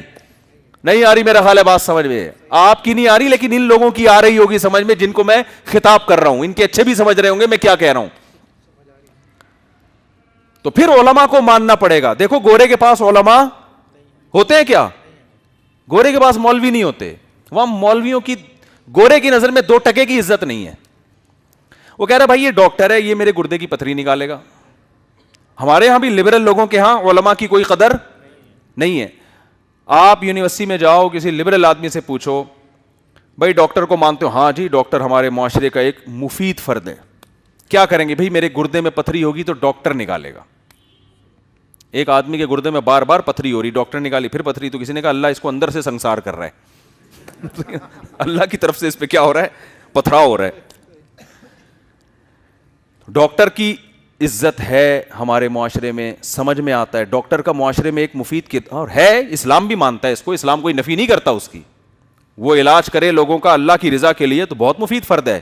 اللہ کو درمیان سے نکال دے گا تو اسلام کہتا ہے بھائی دنیا سے شکریہ ملے گا تمہیں, دنیا سے عزت ملے گی, بس ٹھیک ہے یہ عزت لے کے قبر میں جانا, میرے پاس تمہارا کوئی حصہ, چاہے کروڑوں انسانوں کی جان بچا لو. لیکن وہی ڈاکٹر اگر اللہ کو درمیان میں لے آئے, بھائی میں ان کا علاج کر رہا ہوں کیونکہ انسانی جان بچانے سے کون خوش ہوتا ہے؟ اللہ. تو یہی بہت بڑی عبادت, ایک جان بچانا قرآن کہہ رہا ہے ایسے جیسے ساری انسانیت کو بچا لیا.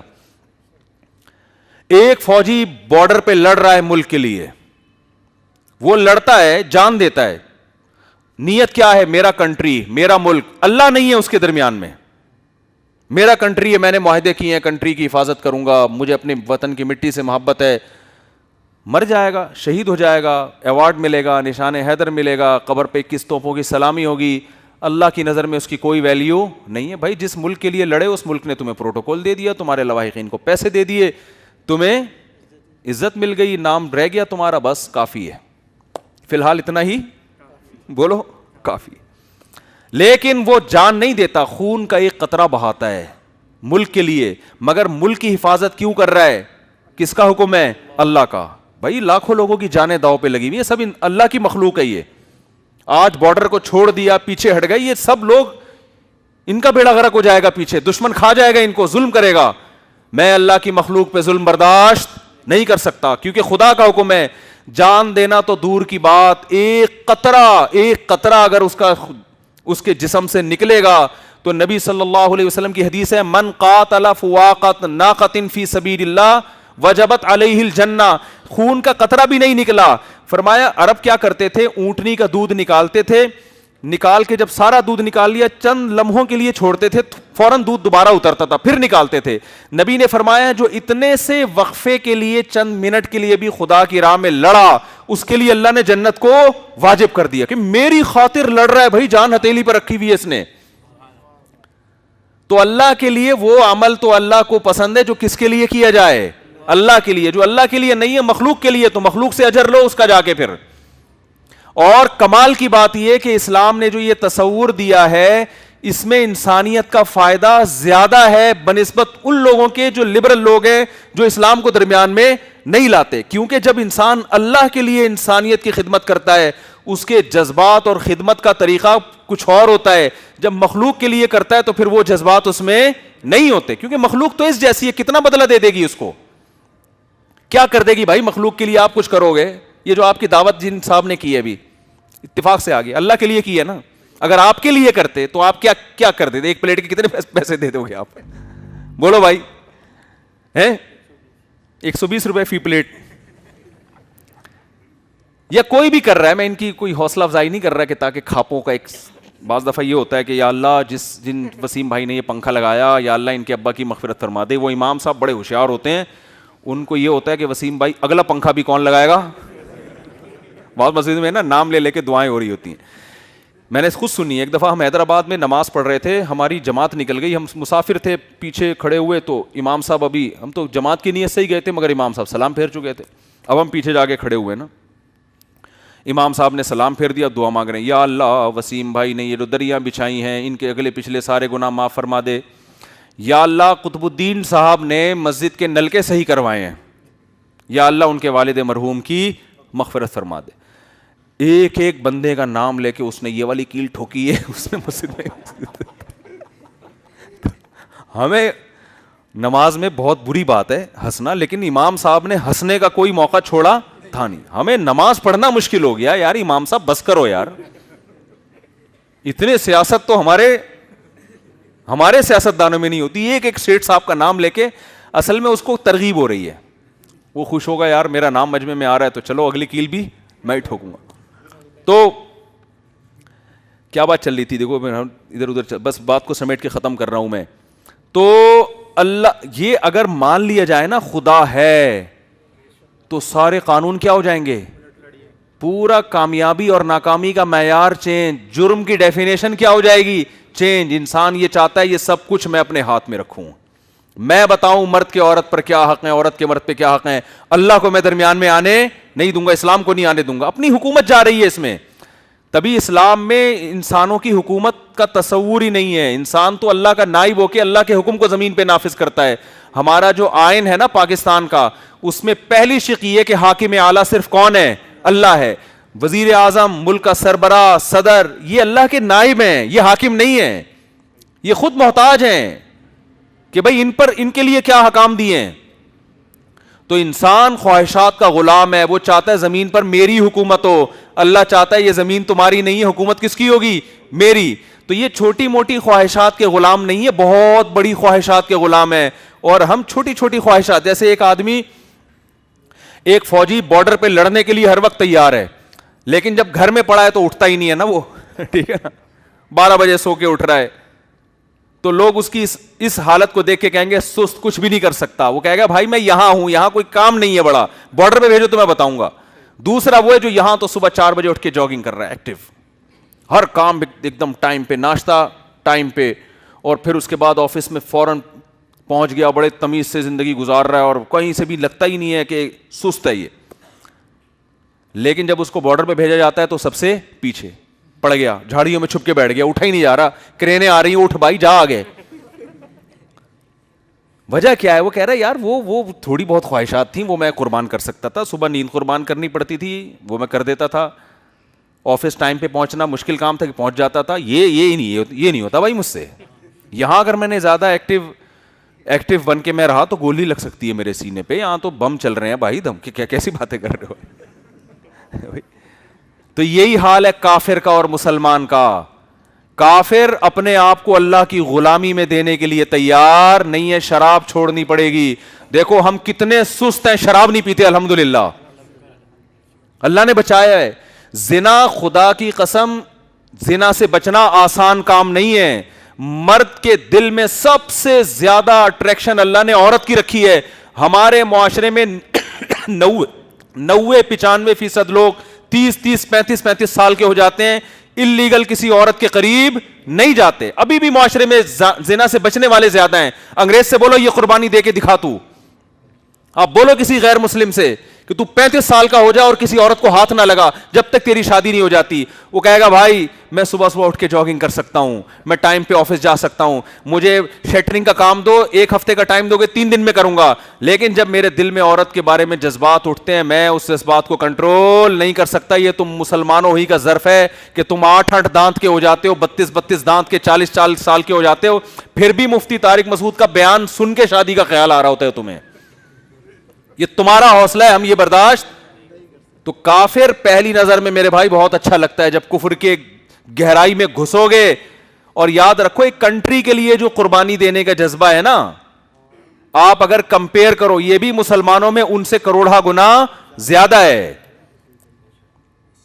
ان سے زیادہ ہے. ہمارے پاس وسائل نہیں ہیں, پھر بھی ملک کی حفاظت کر رہے ہیں بھائی.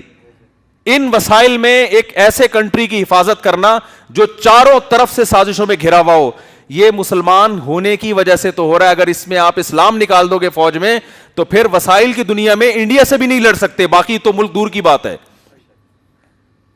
آپ کہہ سکتے ہو ہم نے بڑے بڑے میزائل بنائے, تو یہ جو میزائل جنہوں نے بنائے ہیں نا, جنہوں نے سائنسدانوں نے محنت کی ہے, اس کے پیچھے بھی مذہب کا جذبہ تھا. وہ مذہب کا جذبہ آپ نکال دیتے تو سائنٹسٹ بھی اتنی محنت, کیونکہ ان سائنسدانوں کو اتنا ملتا نہیں ہے بدلے میں جتنی انہوں نے ملک کے لیے قربانیاں دی ہیں. یہی سائنسدان دوسرے ملکوں میں ہوتے, آپ دیکھو کیا ہوتا ان کا حال. یہی جیسے ہمارے سائنسدان ہیں نا جنہوں نے یہ میزائل بنائے, جنہوں نے بم بنائے, ان بیچاروں کا حال دیکھو کیا ہوا ہے. یہی کسی دوسرے ملک میں ہوتے تو کیا حال ہوتا. تو کیا یہ مذہب کی موٹیویشن مل رہی ہے, یہ جذبہ مل رہا ہے کہ بھائی دنیا دے نہ دے کون دے گا, اللہ دے گا. تو یہ ایسی موٹیویشن ملتی ہے جو خدا کو مانتے ہیں, کہ یطعمون الطعام علی حبہ مسکینا ویتیما واسیرا.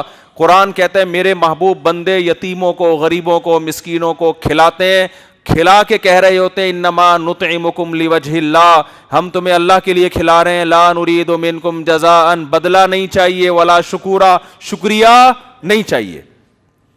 یہ جذبہ، یہ تو کھلانا تو ایک مثال دی ہے نا قرآن نے کہ کھلانا بھی انسان کی خدمت ہے. تو مراد صرف کھلانا نہیں ہے، ہر محاذ پہ انسان خدا کو سامنے رکھ کے کام کرتا ہے. وہ تنہائیوں میں بھی گناہ سے بچتا ہے، گناہ ہو جائے تو اللہ کے سامنے گڑ گڑا کے توبہ کرتا ہے، معاف کرواتا ہے اللہ سے. تو مسئلہ کیا ہے کہ بڑی بڑی خواہشات میں رکاوٹ کون ہے؟ مذہب ہے. جو غلط خواہشات ہیں، شراب کوئی اچھی خواہش ہے، زنا کوئی اچھی، خاندانی نظام تباہ و برباد ہو گیا. اور یہ جو خدا کو نہیں مانتے نا، یہ ڈبل مجرم ہوتے ہیں. ایک تو جرم بھی کرتے ہیں اور اس جرم کو آزادی کا لیبل لگا دیتے ہیں کہ انسانیت کی، یعنی آزادی کا تقاضا ہے یہ، اور اس جرم کو خوشنما نعروں سے مزین کرتے ہیں. شراب کو انہوں نے لیگل کر دیا، بھائی انلیگل رہتی پیتے رہتے، بولتے غلط ہے. کیا کر دیا بھائی؟ 18 سال کے بعد اتنی پی سکتے ہو. بھائی آپ ہومو سیکس کے عادی ہو چکے تھے، آپ کہتے غلط کام ہے لیکن ہم قوم کو نہیں روک سکتے. آپ نے اپنے آپ کو یہ ثابت کرنے کے لیے کہ ہم غلط ہیں ہی نہیں، ہم تو بہت اچھے ہیں. تو بھائی بہت اچھے ہیں تو یہ کام کیوں ہو رہا ہے تمہارے ملکوں میں، اتنا زیادہ کیوں ہو رہا ہے یہ کام؟ تو آپ وہ جواب دیتے ہیں یہ کام غلط ہے ہی نہیں. یعنی مطلب ایک آدمی سٹے لگا رہا ہے، چرس پی رہا ہے، ہیروئن پی رہا ہے، لوگ کہہ رہا ہے سالہ ہیروئن چی، کہیں وہ پیغام نکاح بھیج رہا ہے، لوگ ہیروئن چی کہہ کے رد کر دیتے ہیں. جاب کے لیے جاتا ہے، بھائی ہیروئن چی ہے اس کو نکالو یہاں سے، تو وہ ہیروئن چی کو چاہیے شرمندگی ہو، یار یہ غلط کام کر رہا ہوں میں، ہیروئن پی رہا ہوں. اس نے کیا کیا؟ اس کے ہاتھ میں حکومت آئی، اس نے ہیروئن کو لیگل کیا، اور ہیروئن پہ بہت خوبصورت سی چمک پٹیوں میں اینٹی ڈپریشن گولی کا نام رکھ کے اس نے کہا پیو اور پبلک کو پلاؤ. اور اس میں کیا ہے؟ اس سے فائدہ یہ ہوا کہ کیونکہ پاور اس کے پاس تھی، لوگوں نے ہیروئنچیوں کو برا بلا کہنا چھوڑ دیا. لوگوں نے کہا ہیروئن پیے نہ پیے اس کا پرسنل معاملہ ہے. بات آ رہی ہے سمجھ میں؟ وہ عورت سے نکاح کرتا ہے اس کا پرسنل معاملہ، کسی سے زنا کرتا ہے اس کا پرسنل معاملہ ہے، لڑکے سے بدفعلی کرتا ہے اس کا پرسنل معاملہ. ان چیزوں میں کچھ نہیں رکھا. اصل تو ترقی ہے. اصل کیا ہے؟ اصل تو یہ کہ ایک دوسرے کا دل نہ دکھاؤ. اصل تو یہ ہے کہ انسان کے اخلاق کیا ہونے چاہیے؟ اچھے. اسلام کہتا ہے جتنے بھی اچھے اخلاق ہیں، زنا کرے اس کو چوک پہ پکڑ کے کیا لگاؤ؟ چترول لگاؤ، تھینک یو کرتا رہے، مارو کوڑے اس کے، اور آخرت کی سزا اس سے زیادہ ہے. تو یہ بہت بڑا فرق ہے میرے بھائی، بہت بڑا فرق ہے. تو تبھی تو قرآن کہہ رہے ہیں ان لوگوں نے جرم کیا، فعصوا رسول ربہم، پروردگار کی نافرمانی کی ہے. اللہ کہتے ہیں میں نے نہیں چھوڑا، بستیوں کو میں نے الٹ دیا. تو اللہ کی نظر میں پروردگار کی نافرمانی معمولی حرکت نہیں ہے.